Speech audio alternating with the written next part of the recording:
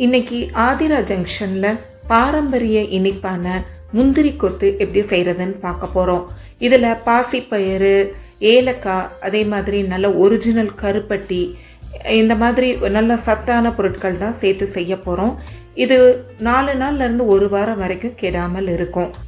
இந்த முந்திரி கொத்து செய்யறதுக்கு 200 கிராம் அளவுக்கு பாசிப்பயிறு நல்லா சுத்தம் பண்ணிட்டு ஒரு அடிகனத்த கடாயில் போட்டு நல்லா இந்த கலர் வரைக்கும் வறுத்துக்கோங்க. கைவிடாமல் மீடியம் ஃப்ளேம் இல்லை சிறுத்தியில் வச்சு வருங்க. கூடவே 8 ஏலக்காவை போட்டு வறுத்துட்டு அடுப்பை ஆஃப் பண்ண பிறகும் கொஞ்சம் நேரம் வருங்க.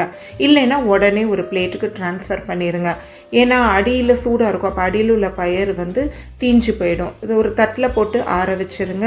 இப்போ கடாயில் ஒரு 2 டேபிள் ஸ்பூன் அளவுக்கு நெய் போட்டுட்டு 2 டேபிள் ஸ்பூன் கருப்பு எள் போட்டு அது பொரிஞ்சதும் அரைமுடி தேங்காவை நான் துருவி வச்சுருக்கேன், அதையும் அதோட சேர்த்துக்கோங்க. தேங்காய்க்கு அளவு தேவையில்லைங்க, நம்ம அதிகமாக சேர்த்தா கூட ருசி நல்லா இருக்கும். பட் இந்த பலகாரம் கெட்டு போகாமல் இருக்கிறதுக்காக நல்லா ஈரப்பதம் போய் இந்த மாதிரி கலர் மாறுற அளவுக்கு வறுத்துக்கோங்க. இதையும் ஆற வச்சுருங்க. அடுத்ததாக இன்னொரு கடாயில் 100 கிராம் அளவுக்கு ஒரிஜினல் கருப்பட்டி சேர்த்துருக்கேன். அதில் ஒரு 1/2 டம்ளர் அளவுக்கு தண்ணி ஊற்றி கொதிக்க விடுங்க. தேவைப்பட்டால் ஊடால கொஞ்சம் தண்ணி ஊற்றி கருப்பட்டி நல்லா கொதித்து கரைஞ்சி வரமோ அதை வடிகட்டிடுங்க.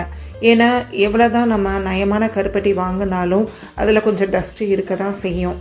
இப்போது நாம் பாசிப்பயிறு ஆறிடுச்சு, அதை மிக்சி ஜாரில் சேர்த்து நல்லா பல்ஸ் மோடில் அரைச்சிக்கோங்க. அப்புறம் நார்மல் மோட்லேயும் முடிஞ்ச அளவுக்கு மேக்ஸிமம் அரைச்சிருங்க.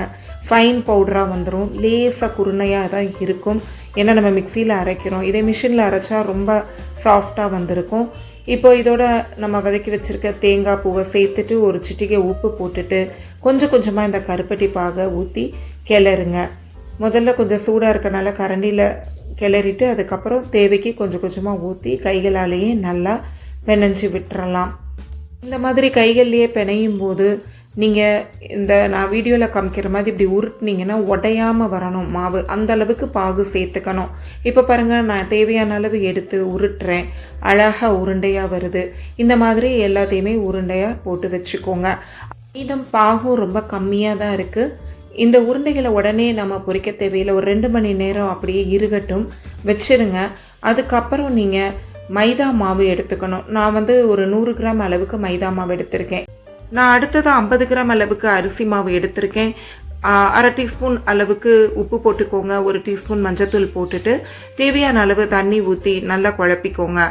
இந்த உருண்டைகளை நம்ம இதில் முக்கி எடுத்து பொரிக்கிற மாதிரி இந்த பதத்துக்கு மாவை கரைச்சி எடுத்துக்கோங்க. இப்போ 2 மணி நேரமாக உலர்ந்துட்டு இருந்த உருண்டை ரெடி ஆகிடுச்சு. இப்போ ஒவ்வொன்றையாக நீங்கள் முக்கி எடுத்து எண்ணெயில் போடலாம். எண்ணெய் நல்லா சூடாக இருக்கணுங்க. முதல் உருண்டையை இப்படி போட்டுக்கோங்க. கையால் போட்டால் எண்ணெய் தெரிச்சிடலாம், இந்த மாதிரி ஸ்பூனால் கூட போட்டுக்கலாம். ஒரு 2-3 செகண்ட் கழித்து 2வது உருண்டையை போட்டுட்டு அந்த ஸ்பூனில் இருக்க மாவையே நீங்கள் அதில் கொஞ்சம் ஊற்றுனீங்கன்னா 2 உருண்டையும் ஒட்டிக்கும். திரும்ப 2-3 செகண்ட் கழித்து 3வது உருண்டையை அதே மாதிரி எடுத்துகிட்டு நீங்கள் அதோடு சேர்த்து வச்சுட்டு அந்த ஸ்பூனில் இருக்க மாவையே ஊற்றிட்டிங்கன்னா 3 உருண்டைகளும் நல்லா சேர்ந்து ஒட்டிக்கிறோங்க. அடுப்பை நீங்கள் தேவைக்கேற்ற மாதிரி மீடியம் ஃப்ளேம் இல்லை சிறுதி இல்லை அதிகப்படியாக வேணும்னா எப்படினாலும் நீங்கள் சூழ்நிலைக்கு ஏற்ற மாதிரி மாற்றி வச்சுக்கோங்க. 2 பக்கமும் பரட்டி போட்டு நல்லா நம்ம வெளியே கோட் பண்ணியிருக்க அந்த மாவு நல்லா வேகணும். வெந்ததுக்கப்புறம் தான் நீங்கள் எடுக்கணும். இந்த மாதிரி நீங்கள் ஒவ்வொன்றையாக போட்டு பொரிச்சு எடுத்துக்கலாம். 3 உருண்டைகளும் சேர்ந்து முக்கோண ஷேப்பில் இருக்கிறத தான் நம்ம முந்திரி கொத்துன்னு சொல்கிறோம். இது நல்ல ஹெல்த்தியான ஸ்நாக்ஸு. நீங்கள் இதை நல்லா ஆற வச்சு ஒரு டப்பாவில் எடுத்து வைங்க. 1 வாரம் வரைக்கும் உங்களுக்கு கெட்டு போகாமல் இருக்கும். நான் ஆக்சுவலாக மாவு கோட்டிங் பண்ணுறதுக்கு 100 கிராம் மைதா 50 கிராம் அரிசி மாவு எடுத்தேன். அது கொஞ்சம் அதிகம்தான் எனக்கு. நீங்கள் வேணால் கரைக்கும் போது 50 கிராம் மைதா 25 கிராம் அரிசி மாவு எடுத்துக்கோங்க. அதாவது மைதாவில் பாதி அரிசி மாவு இருக்கிற மாதிரி எடுத்துக்கோங்க. இது வரைக்கும் ஆதிரா ஜங்ஷனுக்கு தொடர்ந்து ஆதரவளித்து கொண்டு இருக்கும் உள்ளங்களுக்கு நன்றிகள்.